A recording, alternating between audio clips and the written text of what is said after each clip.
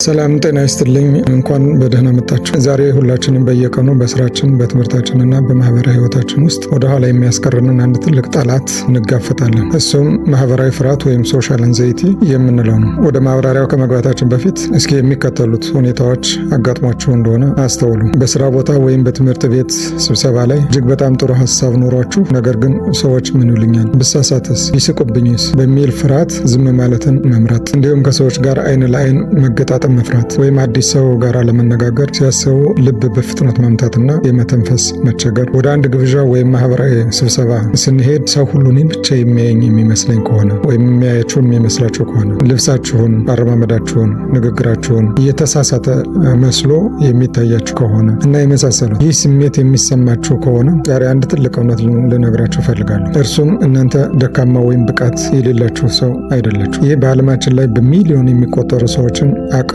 አፍኖ የያዘ ነገር ግን በሳይኮሎጂ እገዛ ሙሉ በሙሉ ሊታከም የሚችል የአእምሮ ፈተና ነው። እንደነገርኳቸው እኔ በሳይኮሎጂ ትምህርቴ ውስጥ ይህንን ጉዳይ በሰፊው ተምሬዋለሁ። ነገር ግን ከትምህርቴ በላይ እኔ ራሴ በአንድ ወቅት በሰፊው የዚህ አይነት እውነት ገጥሞኝ በሰዎች ፊት መቆም ቀርቶ የአንድ ሰው አይን ውስጥ ቀጥታ ማየት የሚከብደኝ እጅግ አይናፈርና ፍርሃት የተቆጣጠረኝ ሰው ነበር። ዛሬ ግን በሺዎች የሚቆጠሩ ሰዎች በሚሰሙት መድረክ ላይ ቆሜ በራስ በመተማመን በማስተማር ላይ ይገኛለሁ። ይህንን ፍርሃት ሰብሬ መውጣት ከቻልኩ እናንተም በእርግጠኝነት ይህንን አይነት ችግር ካለባችሁ ሰብራችሁ ትወጣላችሁ። ስለዚህ በዚህ ቪዲዮ ውስጥ ማህበራዊ ፍርሃት የሚባለውን ሰብረን በራስ መተማመንን አጎልብተን የምንሄድባቸውን 3 ሳይንሳዊና ጠቃሚ ሚስጥሮችን በዝርዝር እናያለን። ለመሆኑ በማህበራዊ ፍርሃትና በተራ አይን አፋርነት መካከል ያለው ልዩነት ምንድን ነው? ምናልባት ብዙዎቻችሁ ይህንን የምታውቁት ከሆነ መልካም ተጨማሪ ሀሳብ ታገኙበታላችሁ። አልበለዚያ ግን በሁለቱ መካከል ያለውን ልዩነት እንዲህ ገልጸዋለሁ። አንደኛው ተራ አይን አፋርነት ነው። ይሄ ተራ አይን አፋርነት ጊዜያዊ ጠባይ ነው። አዲስ ቦታ ሲሄዱ በመጀመሪያ ላይ ትንሽ ዝምተኛ መሆን፣ ሰዎችን ሲለምዱ ግን ቀስ እያሉ መጫወትና መነጋገር መቻል ነው። ይህ በህይወታችን ላይ ትልቁ ጉዳት የሚያደርስ አይደለም፣ ወይም ትልቅ ጉዳት የሚያመጣ አይደለም። ተራ አይን አፋርነት የምንለው ጊዜያዊ ስለሆነ፣ ዛሬ በደንብ የምናየው ግን ሁለተኛው ማህበራዊ ፍርሃት ወይም ሶሻል አንዛይቲ የሚባለው ግን ከዚያ ያለፈ ነው። በሰዎች የመገምገም፣ የመናቅ ወይም የመዋረድ ከባድና የማያቋርጥ ፍርሃት ነው። ይህ ፍርሃት ሰዎችን ከትምህርታቸው፣ ከስራ ገበታቸው፣ ከፍቅር ህይወታቸው፣ ከትዳራቸው፣ ከማናቸውም ነገር ያግዳቸዋል። በሰዎች ፊት ስንቆም ሰውነታችን ለምን ይንቀጠቀጣል? ለምንስ ላብ ይላል? ይሄ ብዙዎቻችሁ ገጥሟችሁ ያውቃል። ቅድም እንደተነጋገርነው በአእምሯችን ውስጥ ያለው አሚግዳላ የፍርሃት ሳይረን በሰዎች ፊት ስንቆም ትልቅ አደጋ አለ ብሎ ይጮህብናል። አእምሯችን የሰዎችን ትኩረት ልክ እንደ አንበሳ ጥቃት፣ እንደ ዱር አውሬ ጥቃት አድርጎ ይተረጉመዋል። በዚህ ምክንያት ሰውነታችን ከዛ ለማዳን ከዛ ሀሳብ ለመውጣት አድሬናሊን የተባለው ሆርሞን በከፍተኛ ደረጃ ይመነጫል ወይም ይረጫል። ይህም ልባችን እንዲመታ፣ እጃችን እንዲንቀጠቀጥ፣ ድምጻችን እንዲቆራረጥና ፊታችን ሁሉ እንዲቀላ ያደርገዋል። ይህ ተፈጥሯዊ የሰውነት መከላከያ ስርዓት እንጂ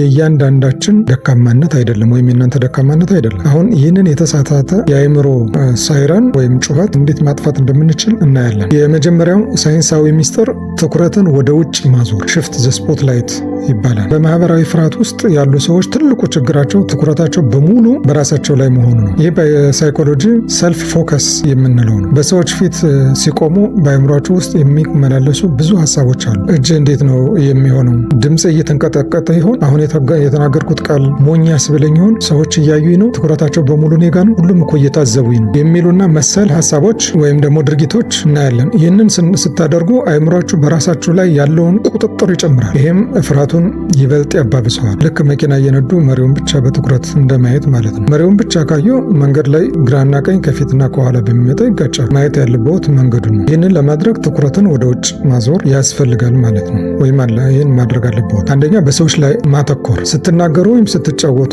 እኔ እንዴት እየታየሁ ነው ከሚለው አስተሳሰብ ወጥቶ እየተናገረ ያለው ሰው ምን እያለ ነው በሚለው ላይ ማተኮር። የሰዎችን ልብስ፣ የአይናቸውን ቀለም ወይም የሚናገሩትን ሀሳብ በጥሞና መከታተል። መልእክቱ ላይ ማተኮር። በስራ ወይም በትምህርት ቤት ስብሰባ ላይ ስትናገሩ ትኩረታችሁ በራሳችሁ ላይ ሳይሆን በማስተላልፈው ጠቃሚ መረጃ ላይ መሆን አለበት። ይህ መረጃ ለሰዎቹ ይጠቅማል ብለህ ስታስብ ወይም ብለን ስናስብ ፍርሃታችን ይቀንሳል ማለት ነው። አስታውሱ፣ ሰዎች እናንተ እንደምታስቡት እናንተን በትኩረት አይከታተሉም። እያንዳንዱ ሰው የራሱ ጭንቀትና ሀሳብ ስላለበት የእናንተን ጥቃቅን ስህተቶች ለማየት ጊዜ የለውም። ይህም በደንብ አስታውሱ። ስለዚህ ትኩረት ይደረግብኛል ብለን ማሰብ አይኖርብንም ማለት። ሁለተኛው ምስጢር ፍርሃትን ደረጃ በደረጃ መጋፈጥ ነው። ግራጁዋል ኤክስፖዠር የምንለው ማህበራዊ ፍርሃትን ለማሸነፍ ብቸኛው መንገድ ፍርሃቱን መጋፈጥ ነው። ከፈራነው ነገር በሸሸን ቁጥር ፍርሃቱ በአእምሯችን ውስጥ ይበልጥ እያደገና እየገነነ ይሄዳል። አእምሯችን እየሸሸ ስለሆነ ይህንን መልእክት ለመግለጥ በህይወት ተረፍክ ብሎ ያስባል። ስለዚህ መሸሽ ማቆም አለብን። ነገር ግን በአንድ ጊዜ ትልቅ መድረክ ላይ ወጥቶ መናገር ማለት አይደለም። ይህ ይበልጥ ሊያስደነግጥ ይችላል። ሳይኮሎጂ የሚመክረው የፍርሃት መሰላል አንዛይቲ ሃይራርኪ መስራት ነው። ፍርሃቶችን ከቀላል እስከ ከባድ ደረጃ በደረጃ መጻፍ። ለምሳሌ ደረጃ 1 ቀላል፣ መንገድ ላይ ለሚያልፍ እንግዳ ሰው ሰዓት መጠየቅ ወይም ሰላምታ መስጠት ሊሆን ይችላል። ሁለተኛ ሱቅ ሄዶ ከባለሱቁ ጋር ስለ እቃው ዋጋ መነጋገር ወይም ማውራት። ሶስተኛ በትንሽ ጓደኞች ስብሰባ መካከል ቀልድ ወይም ታሪክ መናገር። አራተኛ በስራ ቦታ ስብሰባ ላይ አንድ ጥያቄ መጠየቅ ወይም አስተያየት መስጠት። አምስተኛ ከባድ የምንለው በብዙ ሰዎች ፊት ቆሞ ንግግር ማድረግ።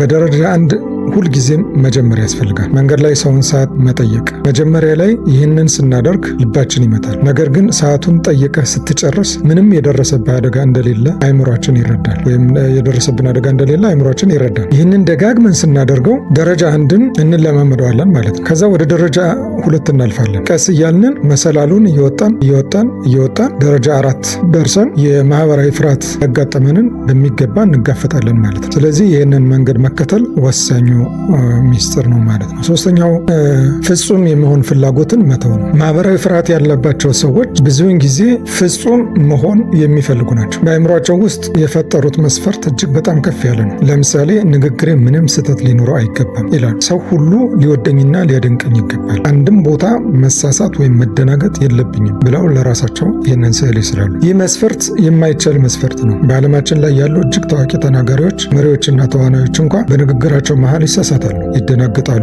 ይረሳሉ። መሳሳት የሰው ልጅ ተፈጥሮ ነው። ስህተትን ፍቀድ፣ ስህተትን መፍቀድ አለብን። በሰዎች ፊት ስትናገር ብትሳሳት እንኳ ምን ይከሰታል? ዓለም መቼም አያበቃም፣ ሰዎችም አይጠሉህም። እንዲያውም ስትሳሳትና ስህተትን በፈገግታ ስታልፈው ሰዎች ይበልጥ ይወዱሃል። ምክንያቱም አንተ እንደነሱ ሰው መሆንህን ያረጋግጣሉ። ራሳችሁን እንዲህ በሉ፣ እኔ ሰው ነኝ፣ የመሳሳት መብት አለኝ። ዋናው ነገር ፍጹም መሆን ሳይሆን ሀሳቤን ማጋራት ነው። ይህንን ስታስቡ በትከሻችሁ ላይ ያለው ከባድ የኃላፊነት ሸክም ይወርዳል። የተወደዳችሁ የዚህ ቻናል ተከታታዮች ወንድሞችና እህቶች፣ ዛሬ ያየናቸው ታላላቅ ሚስጥሮች ትኩረትን ወደ ውጭ ማዞር፣ ፍርሃትን ደረጃ በደረጃ መጋፈጥ፣ ፍጹም የመሆን ፍላጎትን መተው። እነዚህን ዘዴዎች በየቀኑ በትንሽ እርምጃ መለማመድ መጀመር አለባቸው። በራስ መተማመን ልክ እንደ ጡንቻ ነው። በየቀኑ ስንሰራው እያደገ ይሄዳል። እኔ ዛሬ ይህንን የምነግራችሁ በራሴ ሕይወት ውስጥ ካለፍኩበት እውነተኛ ተሞክሮ በመነሳት ነው። ፍርሃት በውስጣችሁ ያለውን ታላቅ እውቀትና ተሰጥኦ እንዲቀብረው አትፍቀዱለት። ድምጻችሁ ለዚህ ዓለም ያስፈልጋታል። ይህ ቪዲዮ ጠቃሚ ሆኖ ካገኛችሁት ላይክ፣ ሼር በማድረግ ለሌሎች እንዲደርስ አግዙ።